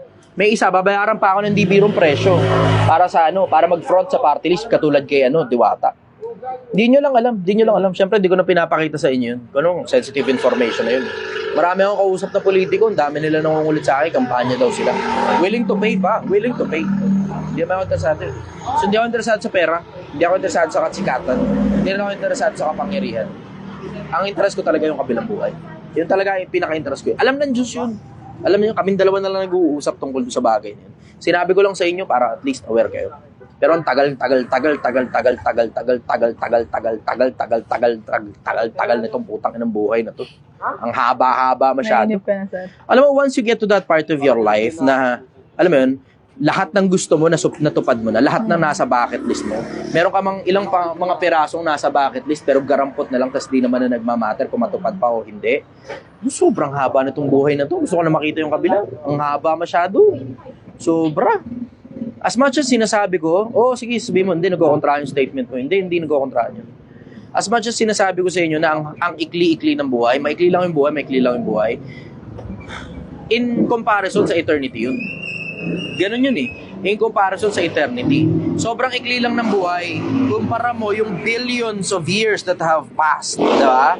So, consider mo na ang mundo, sabi ng mga scientifico, 4.5 billion years old na. Sabi naman ng mga scientifico, ang universe somewhere close to 13 billion years na. 13.7, 13.5. Tapos nung nilaunch nila yung Hubble Space Telescope, ngayon yung James Webb Space Telescope, they're now looking into the possibility na possible 26 billion years ng universe. Imagine mo 26 billion years. Ano ngayon yung garampot na 60 years ng buhay mo? Kaya sinasabi kong maikli yung buhay. Pero once you get to that part of your life na alam mo na kung bakit ka umiikot-ikot at lumilisaw-lisaw dito, na sige, pwede mo sabihin din, Chester, sabi mo hindi mo alam di ba? Sabi ko hindi ko alam. Sabi ko sa inyo. Bakit? Kasi iba-iba naman ang purpose natin eh. Lahat tayo, iba-iba ang purpose natin di ba? Kung ano man yung makita mong purpose ng buhay mo, bahala ka. Pero ayoko kasing ako ang maglagay ng purpose ng buhay para sa'yo. Pero ang nakasulat kasi, 12:13 ng Ecclesiastes, yun na mismo para sa akin, personal, yung purpose ng buhay. Matakot ka sa Diyos, sundin mo ang kanyang mga utos sapagkat ito ang buong katungkulan ng tao. Nagpipilit ako. So sabi ko, baka sakali, tangina, ito na yun. Ay, ayaw pa talaga. Kung nagkataon yun, na hindi ako huminto nun sa kung nagkataon, ito possibility, bakit na ganun? Kung nagkataon, doon ako naputulan ng preno, tangina, paatras yun. Pwede mong iabante. Kung maiisip ko pang iabante yun, tangina, adrenaline nagkakatarantahan di ba? Ito naman ang worst. Sumampa ka na. Tapos kung kailan pa ba piniprenuhan mo, tsaka na ngayon wala parehas mong preno. Putang ina mo. Tangina. Release talaga yun. Kung maiisip ko. Siyempre, pag nandun ka na sa ganung sitwasyon, minsan, di ba, alam mo yung too much calculation na nagtra-triangle na, tapos may mga numbers na lumilitaw sa mata mo. Ganun. yung life flashing before your eyes. Tangina sayang. Yun na yun. Na-excite talaga ako ng kapiraso rin. Sabi ko, tangina, ito rin ata yung last day ko na. Graduation! Hindi pa pala. Sabi ni Paul de los Santos, si Bigoy na lang paunahin natin tsaka na ikaw. Ay, nako. Sayang. Tangina, sayang talaga yun. Alam mo yun sa mga bagay na nangihinayang ako. I could have died that day.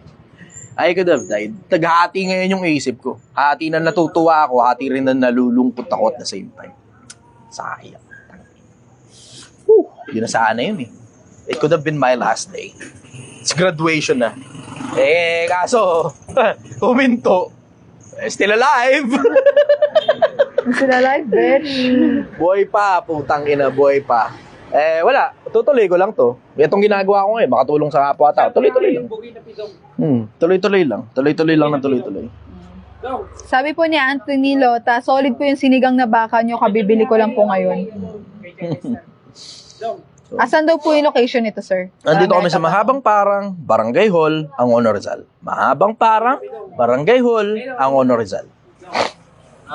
Shoutout! Idol. Shoutout, dali. Shoutout nga pala, Idol. Nakalive ako, bilis. Nakalive to. Sige, wag na kung ayaw. Sige, next question. Tanong naman po ito galing kay... Hindi, masyado pa. Hindi ko maintindihan na pangalan. So yung si Josefa Saito po ito, tanong ko lang po, naniniwala po ba kayo na si Kristo ay isa ring God kasi ang ama natin ay God din? Hindi ko maintindihan lang, ingay nila. Dali lang. Naka-live kasi ako. Sandali lang Sige, go. Ano ulit? Tanong po na hindi ko maintindihan na pangalan. Si Josefa Saito po ito, tanong ko lang po, naniniwala po ba kayo na si Kristo ay isa rin siyang God kasi ang ama natin ay God din? Nakasulat, Biblia pinag-uusapan natin. Hindi Quran. Kasi sa Quran kasi propeta siya. Sa Quran, propeta tao. Sa Biblia, Juan 1:1, nang pasimula siya ang verbo. At ang verbo ay suma sa Diyos. At ang verbo ay Diyos. 14, at nagkatawang tao ang verbo. At tumahan sa gitna natin. Bahala ka na. May nakasulat eh. Nang pasimula siya ang verbo. At ang verbo ay sumasa Diyos. At ang verbo ay Diyos. Bahala ka na. 14, nagkatawang tao ang verbo. Bahala ka na. Kung ano pakiwari mo ron, bahala ka na. Sabi ng ibang religion, ano yung kayaan? Panukala. Panukala. Hindi pa ika nag-i-exist kasi verbo pa lang. Hindi ganun. Ang nakasulat sa Apokalipsis, pangalan niya yung verbo. Hanapin nyo na lang. Pangalan yun. Pangalan. At ang kanyang pangalan ay tinatawag na ang verbo ng Diyos.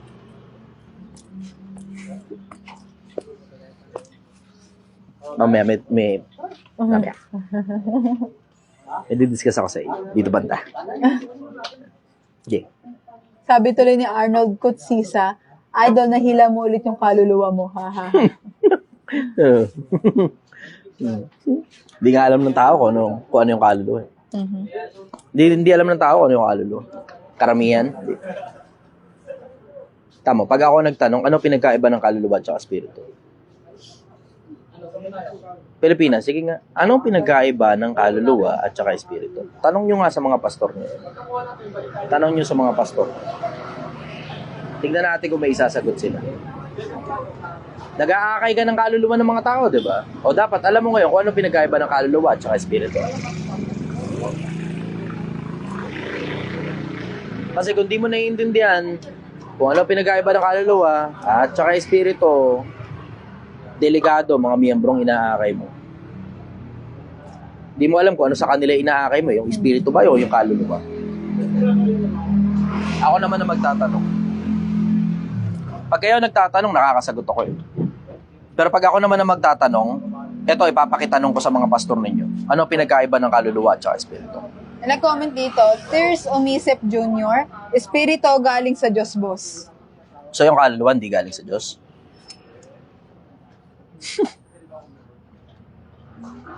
Dahan-dahan sa pagsagot. Espiritu galing sa Diyos, so yung kaluluwa hindi galing sa Diyos. Ganun ba labas nun? Sige, go. May nagtanong dito, sir. Tanong niya po, maganda yung tanong niya. 1 hour. Tanong niya po, Julio Mac, Boss Chi, marunong magpatawad ng espiritu? Yung consciousness ang kailangan gumawa nun. Yung consciousness ang kailangan gumawa nun. Kadalasan naman sa mga espiritu, yung consciousness sa loob nila. Diba? Maliban na lang. Ganda ng tanong ha. Maliban na lang. Ecclesiastes. Sapagkat walang gawa, ni karunungan man, ni kaalaman man sa libingan na iyong pinaparoonan. Walang gawa, karunungan, kaalaman sa libingan na iyong pinaparoonan. Maliban na lang. Yun muna ang sagot ko ron. Oh. Next question. Hindi siya question pero sinasagot nila yung tanong mo. Sabi ni Kenji Gallardo, kaluluwa yun ng kabuuan, yun ang sasabihin ko. Sabi naman... So, yung espiritu, hindi kabuuan, kulang ba yung espiritu? Huwag niyong kakalimutan, ang Diyos ay espiritu. So, kulang ba ang Diyos? Sabi ni Sige. Wilmer John Paran, spirit is the energy that runs through the soul. The soul is the vessel, which is our body. Paano naman ang Diyos? Walang body. Yung Espiritu Santo, wala rin body yun. See?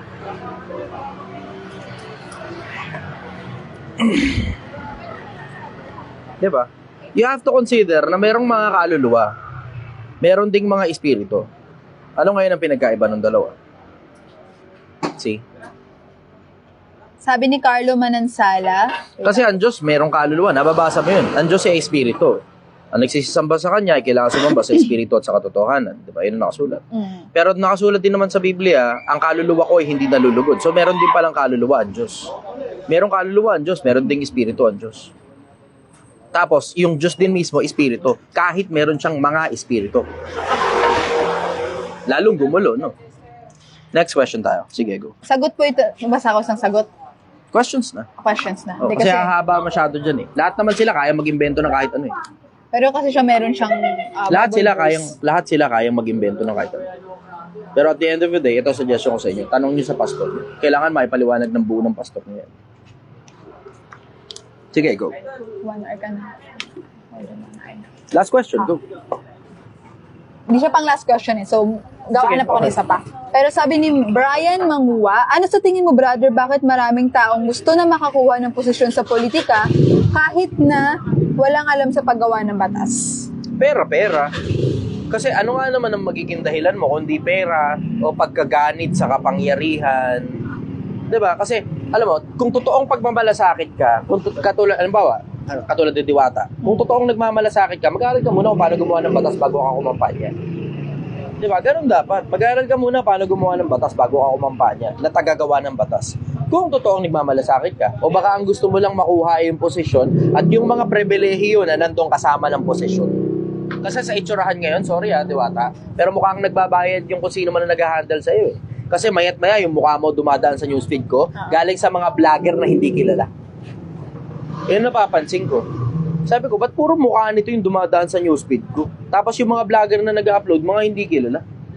Baka bayad to mga vlogger na to. Ganun na nakikita ko eh. Tangina, mayat-maya puro mukha ni Diwata, picture lang. Tapos yung mga words, alam mong puta, kiss ass eh. Alam mo, kiss ass. Hindi man lang mukhang sa bagsakan nun, mukhang hindi man lang insinuated ng sarili nila yung ano eh. Sa itsurahan mukhang insinuated ng ibang tao yung verbiage na kailangan mabango. Tangina, picture ni Diwata, kumakain ng makain ng tuyo. Tapos sabi, kahit ano pa mangyari, kilala pa rin namin na mabuting tao ka. Makain lang ng tuyo, mabuting tao agad. Tangina, nakakatawa pa doon. Hindi nyo napansin, Pilipinas. Hindi nyo napansin to. Kapag dumadaan sa newsfeed nyo yung mga ganun, yung mga picture na Diwata, na medyo viral ng bagya, tignan mo yung mga emoji. Yung mga, reactions. Tignan nyo yung mga reactions. Hindi likes yung pinakamarami, hindi rin heart yung pinakamarami. Ang pinakamarami, laughing emoticon, kasunod ng angry emoticon. Pinagtatawanan ng mga tao si Diwata. Buti pa nga si Rendon, tanga na maayos-ayos ang statement tungkol kay Diwata eh. Tanga nakakatawa dumaan sa kamipo.com.ph. Dumaan kanina sa newsfeed ko yung sinabi ni Rendon. Ang sabi ni Rendon, hindi dahil kumakain ka ng tuyo, mananalo ka na sa politika. Nakakatuwa to si Rendon. Hindi dahil kumakain ka ng tuyo, mananalo ka sa politika. So, sige, go. Next question.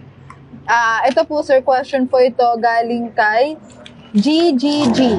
Boss, anong masasabi nyo na umamin si Nico David na tumanggap sila ng bayad para siraan ng mga Duterte? Nilaglag siya ni Ato. Tangina, hindi ko alam. Hindi ko alam yun. Seryoso ba? Basa ko sa comment.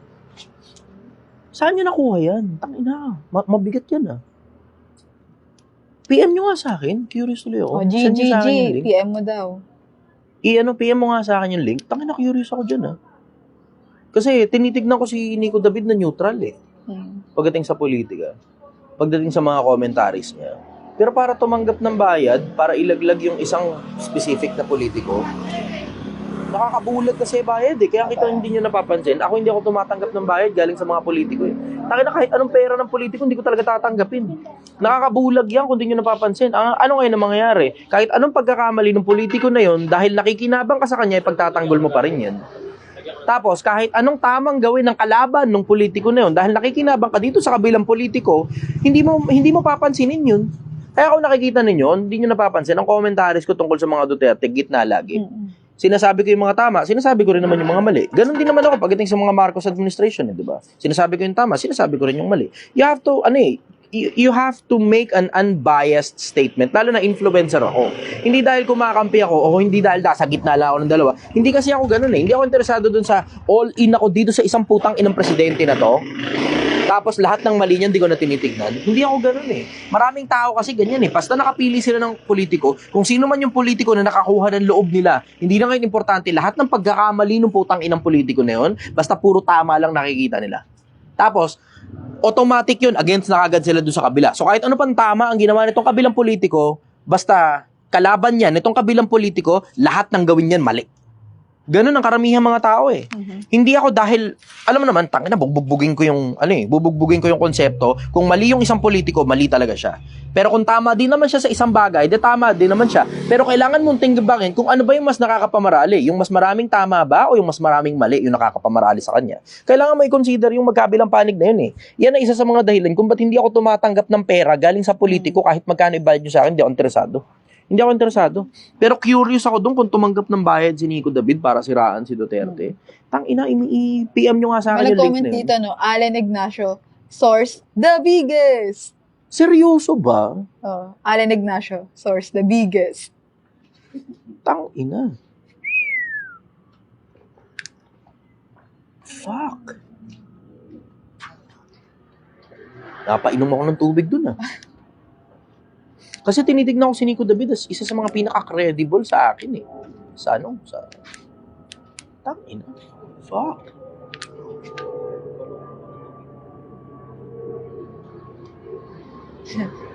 Napaisip ako ron ah. Diyan sa Dan Delicado yan. Fuck. Send nyo nga sa akin, na-curious tuloy ako ron. Sendan nyo ako ng link.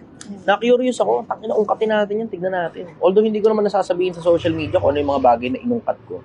Pero it's for my personal reference para sa akin. So I can, alam mo yun, I can make an well-calculated, well-researched opinion about things. Tangina, curious tuloy ako ron. Send nyo nga sa akin yung link, putang ina, mga tanong nito, putang, ako yung ako-curious eh. Alam mo yun, dapat sila yung ako-curious. Ngayon, ako tuloy na ako-curious, putang ina yun, backfire sa mukha ko ah. Billy Nabs GL, binawian siya ni Makagago. Tingnan nga natin, curious ako. Na-curious ako, sige, tingnan natin yan, tingnan natin. Curious ako dun. Na-raise Jed yung curiosity Seno, pa. yung rebat niya kay Ato. Si, Makagago. hindi ko na ba, Panoorin hindi ko mo na, latest upload ni MG Sir Chichester. Tangina, sige ba, panonoorin ko nga yan. Pinanonood ko yung dalawa na yun eh. In case hindi nyo alam, just so you know, just so you're aware, pinanonood ko halos lahat ng influencers sa social media. As much as pinanonood ko halos lahat ng mga religious leaders na nasa TV dati, minsan panahon. Ngayon, pinanonood ko naman halos lahat ng mga social media influencers na nakaka-impluwensya ng opinion ng mass majority. Kasi merong mga iba nakaka-impluwensya lang ng opinion ng mga mayayaman eh. Yung mga yun, hindi ako masyadong interesado sa mga yun. Kasi negosyo lang naman yun eh. Maliit na parte lang ng buhay ang negosyo para sa akin eh. Kapag napakaliit niyan eh. Maraming mas malalaking bagay ng buhay kaysa sa negosyo. Pero yung mga taong nakaka-apekto ng opinion ng mass majority, yung mga yun ang interesado talaga akong pakinggan eh. Sila, ayan, katulad nila, dati sila Ato, kaso ngayon, medyo, Tsaka mahilig kasi si Ato na yung lumilihis siya ron sa, fuck, takot may pinakita ngayon sa akin si Gil. Fuck. Patay. Okay, teka muna. Ako yung nai-stun. Takna. Maganda-ganda laban ng social media ngayon. Maganda-ganda laban ng social media ngayon. Putang ina, ganda-ganda na laban ngayon ng social media. Putang ina. Tumaas bigla views mo, sir. 587, no? Tang ina. Ako ngayon yung putang ina mo. Ako ngayon yung dumbfounded. Ako ngayon yung ako-curious. Tang ina, parang alam mo yung feeling ko na may pinakita kayo sa akin, yung audience ko yung may pinakita sa akin. Tapos parang ako naman yung gusto ko naman, teka, manunood muna ako. Parang ako naman ngayon yung ganun ngayon. Pakiramdam na parang, yung ako ngayon yung audience. Tang ina, nabaliktad na. Putang ina, fuck. Abangan ko yan. Tangina, kabang-abang. Sorry na. Tangina, ako naman ngayon yung na-curious. Nagkaroon ng action yung buhay ko. Puta, yung alam mo, yung mamamatay ka na dapat tong isang araw. Ngayon, putang ina mo, may bagong action yung buhay ko. Puta, tingin mo, pinawisan ako. Tumaas yung adrenaline ko. Tangina, fuck. Excited tuloy ako. Puta ka na, excited ako. Last question na. Last question na. Last question na ba? Puta ka na. Ako tuloy na-excite ah. Umangat yung adrenaline ko ron ah. Tangina, pinapawisan ako. Tingnan mo. Tangina, na-curious ako. Sobra. Ako naman ngayon yung na-excite sa mga balita galing sa mga influencer. Dati wala naman ako masyadong pakialam sa mga putang ina nila eh. Ngayon, putang ina. Putang ina. Magandang laban yun, boss. Nino Angeles Sarmogenes. Pinakikinggan ko kasi yung, maraming influencer akong pinakikinggan eh. Ang mga pinakikinggan ko, ito, just so you're aware. So, alam nyo na si Garawi, alam nyo na Nico David din. Sino pa isa pa? MG. Makagago, pinakikinggan ko rin yun. Pero hindi siya, si Makagago, hindi siya kasama sa top 3 ko. Ang dahilan, kasi sa mahabang panahon kasi, siraulo talaga yung mga contents niya. Aminado siya dun. So, hindi siya kasama dun sa top 3 ko na sinasuggest ko sa mga tao. Ang sinasuggest ko sa mga tao, yan, kasama si Nico David. Pero hindi ko alam yan, bago yan. Bago sa akin yan. Tangina ko nagkataon. Tangina. Tignan natin, curious tuloy. Ang top 3 ko, sometime in the past, netong mga nakaraan lang, bago ngayong araw, ang top 3 ko, si Garawi, number 1. Ang number 2 ko, ang Nico David. Tapos, ang number 3 ko, si Kuya Renan. Kasi kailangan mo rin ng some form of entertainment. Di ba? Kasi hindi naman pwedeng lahat na lang puro sensible. Lahat na lang sensible. Kailangan mo rin ng entertainment, di ba? So ngayon, ngayong may ganyang revelation, ngayon na-curious tuloy ako. Puta, mukhang mapapalitan yung top 2 ko. Kilalangan nila yung top 3 mo. Kuya Renan po yung kulang. Oo, Kuya Renan. Regular talaga ako nanonood kay Kuya Renan. Banatbay. Ha? Hindi ako nanonood kay Banatbay. Sabi ni Nabs Gielo. Hindi naman kasi ako masyadong, tingnan mo, kung mapapansin nyo, yung top 3 ko, hindi yan politically inclined. Yung top 3 ko, hindi politically inclined. Diba? Hindi puro politika ang dinidiscuss niyan. Pero, meron ding pagkakataon na nagdidiscuss sila ng tungkol sa politika. Kumbaga parang palabok lang. Kasi, alam mo, ang lawak kasi ng aspeto ng buhay eh. Sobrang lawak ng aspeto ng buhay na we can talk about anything and everything under the sun. Even beyond the stars. Diba? Nag-comment si Anthony Mark Buke. Okay. Inamin na ni Nico David, sir. Tangina, fuck! Pero Hindi walang ako detalye. updated. Sabi niya. Inamin ni Nico David pero walang detalye. Tangina. Fuck. Alam mo yan ang dahilan kung ba't ayoko tumanggap ng pera galing sa mga politiko eh. Pati Ipagpatawad ano mo, yun, pati viewers mo na curious na tuloy. Ako din, tangina pati ko. Puta, pati ako na curious. Alam mo yung feeling na parang ako ngayon ang audience. Tapos yung audience ko ngayon ang pinapanood ko. Tangina, baliktad ngayon ah. Ngayong araw na nangyari to. Sa mahabang panahon, ako lagi kuda ng kuda. Dada ng dada eh, di ba? Ngayon, tangina, alam mo yung ako yung gustong i-end na tong live na to para makapanood na ako nung ano man yung napanood nyo. Sabi nga nila Outdated ako, puta kayo nauna pa kayo sa akin. Sabi na, boss, tapusin mo na live mo, manonood na rin po kami. Tangina, okay, sige, tapusin natin to. Last question. Sige.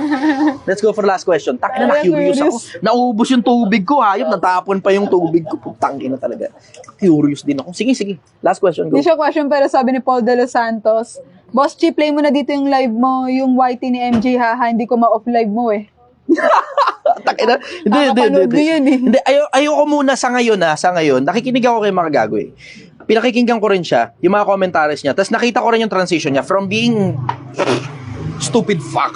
Lahat na ng viewers mo, sir. Papunta dun sa intellectual na hindi na siya masyado, meron pa rin, may ad hominem pa rin every now and then. Pero hindi na siya sobrang ad hominem. As in, may sense na ngayon si Makagago. May sense na siya ngayon. Dati kasi, tokal lang, ganun. Battle of the YouTubers, blah blah. Ngayon may sense na siya. Matino na yung mga contents niya. Sige, last question mo nga. Hindi siya question pero sabi ni Nino Angeles Sarmogenes, personal yan, boss, panoorin mo, wait ko masasabi mo, ha? Putang ina nyo. Ako tuloy na curious ngayon. End mo na yung live, panoorin natin. End mo na. Salamat, magandang gabi sa inyo, Pilipinas. Ako naman ang manonood ngayon sa mga bagay na putang ina, pinutang ina nyo sa akin. Ngayon, ako naman yung mindfuck. Sige, manonood ako. Lahat tayo manood muna tayo ang mga gago. Tignan natin kung ano mangyayari. Bago mo end. Para patas. Nico David at saka Makagago, panoorin natin parehas. Tignan natin kung ano mangyayari. Panoorin natin parehas. Sige, let's go. End na natin. End na. Takina, curious ako rito.